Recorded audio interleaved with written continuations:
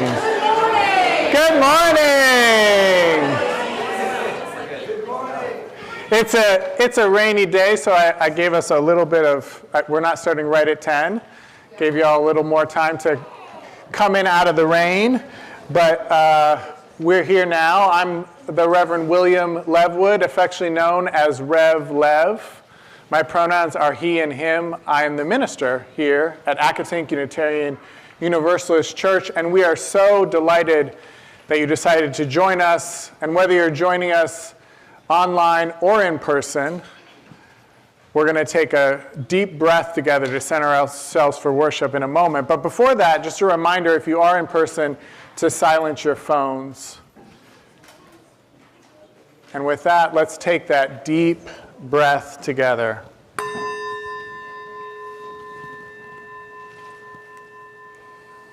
Good morning. Morning. I'm Sheila Doles on this wet, rainy, cold morning. My pronouns are she, her, and I'm happy to be your worship associate today. This congregation is a welcoming and inclusive spiritual home where we inspire each other to live our values. Together we care in community, grow in spirit, and act for justice.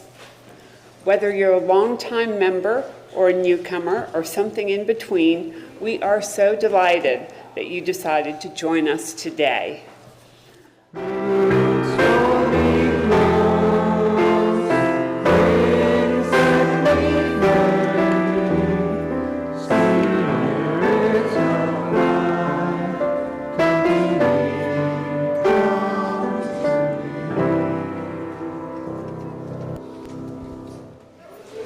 We'll celebrate the season of nonviolence with these words from Jane Goodall. If only we can overcome cruelty to human and animal with love and compassion, we shall stand at the threshold of a new era in human, moral, and spiritual evaluation, and realize at last our most unique quality, humanity. So that song, Spirit of Life, that we just sang, it's kind of our unofficial Unitarian Universalist doxology. And I don't think my 11-year-old could sing it with all the words, but when we were reading a book recently that had the word God in it, she wanted me to replace it with Spirit of Life. So that made me happy. So this month we're exploring inclusion, and we talked about making good soil. How sometimes the good trouble that we're called to do to make an inclusive and accessible and equitable world for all people, sometimes that good trouble is not enough to make a full win, but is enough to make what I call good soil, riffing off UU theologian Sharon Welch's ideas that come from the literature of African American women, that an ethic of responsible action means doing, sometimes means doing that which will make the situation, the context for further change possible in the future. Another way to say that is good ancestors make good soil. Good ancestors make good soil. And we talked about how the good ancestors who came before us have already given us good soil and actually full gardens of goodness, that a lot of progress has been made, and we need to protect that progress. And then we, of course, are called to be good ancestors for the future, making good soil. And that doesn't matter how old you are. Even the youngest of us are called to be good ancestors. And then last Sunday, I really riffed off this poem that I love from James Arlington Wright. There is this cave in the air behind my body that nobody is going to touch. A cloister, a silence, closing around a blossom of fire. When I stand upright in the wind, my bones turn to dark emeralds.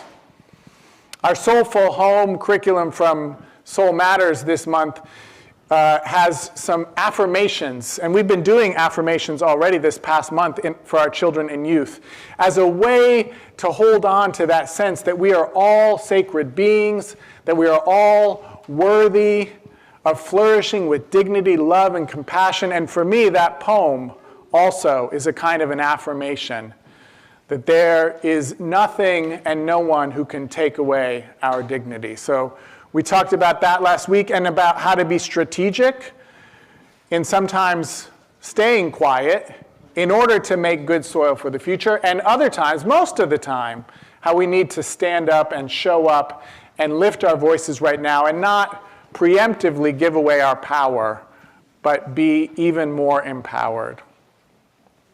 And today we're really just going to soak up some wonderful sense of the values and the beauty of diversity. This weekend is the global Great Backyard Bird Count from the 14th through the 17th. So I encourage you, I put the links to that in the newsletter. I encourage you to think about participating, even just 15 minutes in your own backyard. Go and see how many birds you see, and if you're really into it, then you can log those on the website. And that helps to create a census of all the birds all over the globe. So we're going to talk about birds today as a way of celebrating diversity and reminding us that we're all called to be leaders. More on that in a little bit.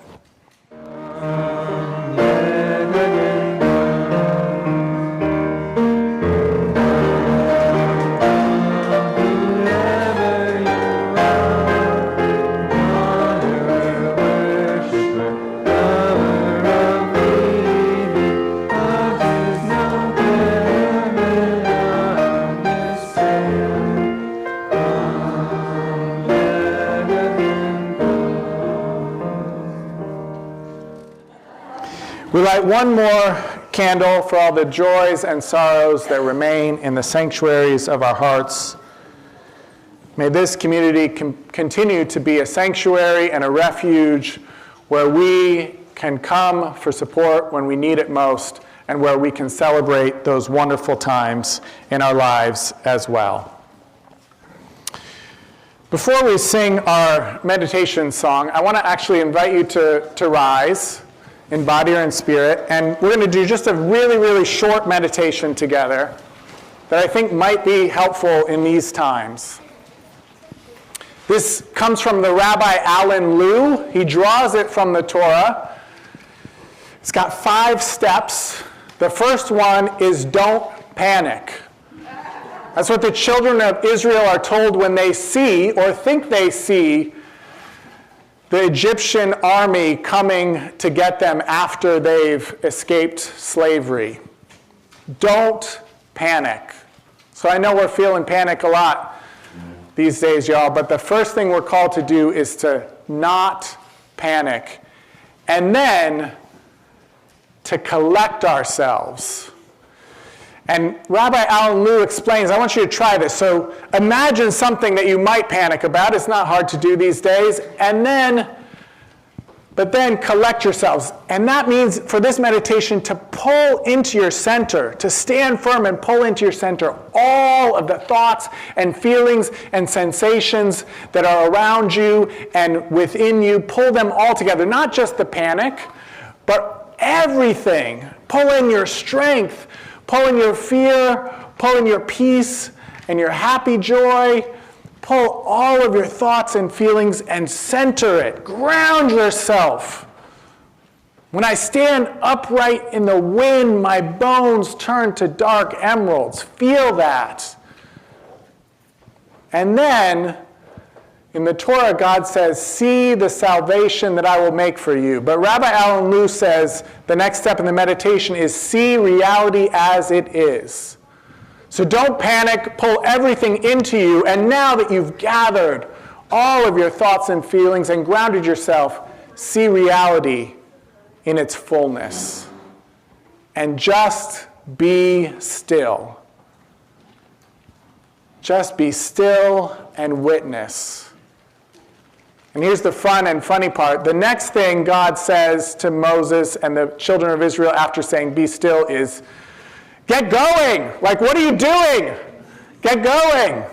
So after you don't panic, you pull everything into yourself and ground yourself, you see reality as it is, you witness and find stillness. Then, from that place of centering, then we act. then we act. So I hope you can take this 5-step meditation with you. It's from the book, Be Still and Get Going. And we can use it to get where we're going. You know, the birds, as they were traveling to meet the sea morgue, which is actually a pun on the word 30 birds. In Persian, sea is 30 and morgue is birds. And it was 30 birds that made it and saw their reflection and realized, oh, we are the leader we've been looking for. So that was actually our story, our adaptation, doesn't do justice to how hard the journey was. They had to pass over 7 mountains and through 7 valleys with all kinds of trials and tribulations they had to get through. It was a long and arduous journey. And we're going to go there together, not just here, but in our lives together as a community and as a society. So I invite you to sing our meditation song. And we don't have to keep standing. We can sit for this. Be singing in that land where I'm bound, where I'm bound. Come and be singing in that land where I'm singing. Be singing in that land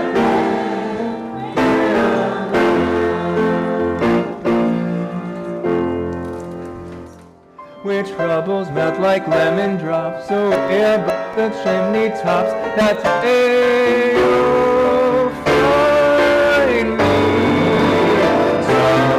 somewhere over the rainbow.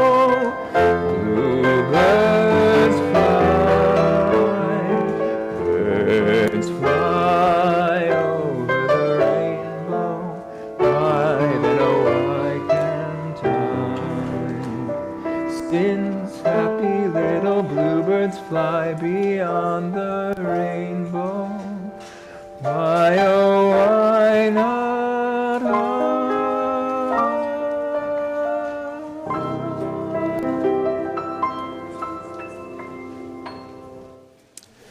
This is called Trespassing with Tweens by Danielle Chapman.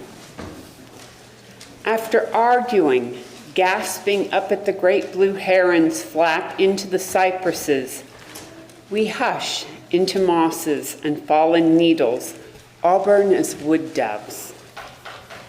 All around us, the forbidden water district's lily pads flex their mirrored hides. Now another clatters back from his wide hunter's glide, brings in his wings ungainly myth, folds his fisherman legs and straightens the tremendous S-bend in his neck.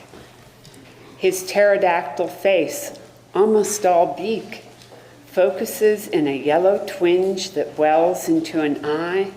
A black stripe streaks into his crest's flung jawed. You hate how distracted I get, my incomprehensible flights. But you comprehend this pair of herons sitting down on their extravagances to feed their chicks.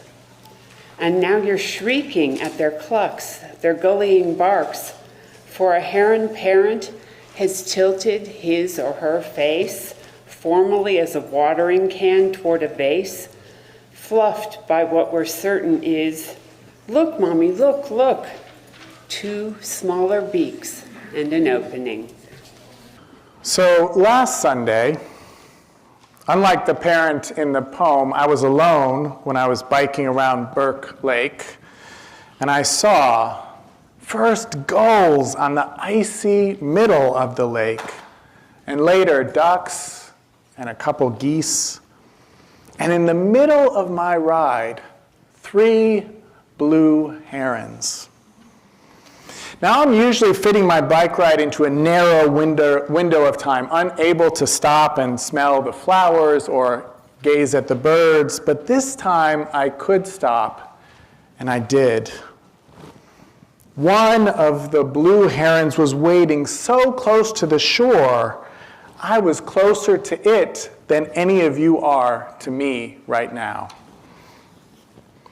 I watched it with its pterodactyl face, almost all beak, with a black stripe like the black paint on the face of Philadelphia Eagles quarterback Jalen Hurts in the Super Bowl later that day. With its S-beard of a neck, this bird had an ungainly, mythic beauty to rival any football wide receiver stretching long to catch a pass in the end zone. A beauty as compelling as any women's basketball one-on-one champion Nafisa Collier's fadeaway jump shot, swishing through the net for the game winner. That happened on Friday. We love birds for their awe-inspiring alien beauty, for the flash of color of a cardinal on a bare branch in winter, for their morning songs, for the lightning-fast buzz of a hummingbird, the soaring flight of a hawk, the steely eyes of an owl. Hooty-hoo! Any Unrivaled fans? Hooty-hoo! That's a women's basketball reference if you don't know. A plunge of gannets shooting down into the sea is as marvelous in their own way as any Olympic diver, as any meteor shower of shooting stars falling through the sky. We love birds for their unique beauty, different from and equal to any other beauty. We love birds for their awesomeness and for the awesomeness of their diversity. Jennifer Ackerman's 2020 book on birds, The Bird Way, begins with the introductory chapter titled, "When You've Seen One Bird," as in, when you've seen one bird, you've seen only one bird. We often say this about Unitarian Universalism. When you've been to one UU congregation, you've been to one UU congregation. Or when you've been to one UU service, you've been to one UU service. If you didn't like it, or even if you did, come back next week. It'll be different. Ackerman elaborates on this bird diversity, writing, "Watch birds for a while and you see that different species do even the most mundane things in radically different ways." She continues saying that we honor this bird diversity with a variety of bird-inspired expressions describing the diversity of human behaviors. We are owls or larks, she writes, swans or ugly ducklings, hawks or doves, good eggs or bad eggs. We snipe and grouse and cajole, a word, she writes, that comes from the French root meaning chatter, like a jay. We are dodos or chickens or popinjays or proud as peacocks. We are stool pigeons and sitting ducks. And she doesn't say this, but I might add lame ducks. Don't forget, he is a lame duck. Culture vultures, vulture capitalists, love birds. An albatross around the neck, off on a wild goose chase, cuckoo. We are naked as a jaybird or in full feather, fully fledged, empty nesters, no spring chicken. We are early birds, jailbirds, rare birds, odd birds. This diversity in both birds and humans, to me, on this Sunday, can remind us that we don't need a hierarchical leader. Just like the birds in the Sufi poem didn't need to find one hierarchical leader to follow, but rather needed to feel their own power and the power in the diversity of all the different birds, just like we need equity, inclusion, and diversity. We need to celebrate that. We need to remember that. We need to protect that. And to do that, there's a term that comes from more recent movements, civil rights movements like the Black Lives Matter movement, the movement for Black Lives, that talks about making movements that are not leaderless, as sometimes the Black Lives Matter movement and the Occupy movement were accused of being, but leaderful. Meaning that we see each other's gifts and we nurture each other as leaders so that we are stronger and better as a community for all that each person brings to the table. So that together we look into that lake and we see staring back at us that we are all sacred beings, diverse, and we embrace our differences and we lead together. Now I want to share a little bit of an article published in the New York Times on January 20th. It's by Margaret Rankel. It's called On a Cold, Dark Inauguration Day, A Message from the Birds.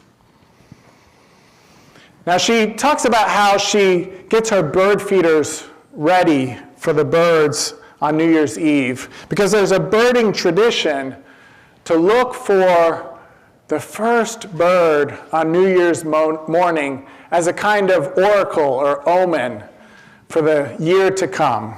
And she wonders what kind of bird she might see. A crow for wit and wile, perhaps?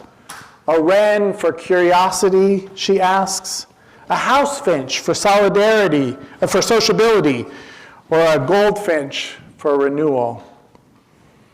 So the first birds that Margaret Rankel saw this year were two northern cardinals, a male and a female, sheltering in a dead sapling in her yard, a dead sapling that they chose to leave there because it was such a good home for wildlife. And in an Instagram post, Rankel wrote, "Cardinals have many symbolic associations, but this morning, as I watched them watching over one another, I was less interested in symbols than in practicalities. They need one another in this hard, cold, lean time. We need each other too." Now, Rankel shared that she only leaves food out for the birds in winter when they need it most, and that birds act differently in winter, and so should we. Birds act differently in the winter, and so should we. Rankel shares that different kinds of blackbirds, a mixture of starlings and grackles and red-winged blackbirds, compete for resources during the breeding seasons, but band together in the cold. We would be wise to follow their example in this winter of our societal life together. What Rankel says about blackbirds, we should practice ourselves. In such weather as the political climate we find ourselves in, we, like the blackbirds, should waste little energy in squabbling over the small stuff. We might want to squabble up, like Kendrick Lamar told us to do in the Super Bowl halftime show, but we should waste little energy squabbling with each other. Rankel writes that most songbirds are less territorial in winter because the hormones responsible for breeding behavior have not yet begun to rise, and that they cooperate as compensation for leafless trees and cold temperatures, working together to find food sources and to evade predators, staying warm by flocking up. So I invite us to remember that the birds this year are telling us to flock up, to come together in the cold that's going to last even when it's not cold outside anymore, to flock up, to unify, to protect this wonderful diversity, human and otherwise, human and more than human, that we get to share this world with. And to do that, we need the diverse leadership of all of us. May it be so, and may we be among those who make it so. Amen, amen, amen. and blessed be. Please rise now in body or in spirit to join in our closing words. As we extinguish our chalice, I invite you to join me now in our community blessing with these words of David Bumbaugh. This is the slightly adapted version. This church is dedicated to the proposition that by celebrating our differences and embracing our diversity, we honor the unity that makes us one and binds us forever together in spite of time, death, and the space between the stars. We pause now in silent witness to that unity. Now that we've gathered together in this welcoming and inclusive spiritual home, let us go out into the world inspired to share our values. Thank you.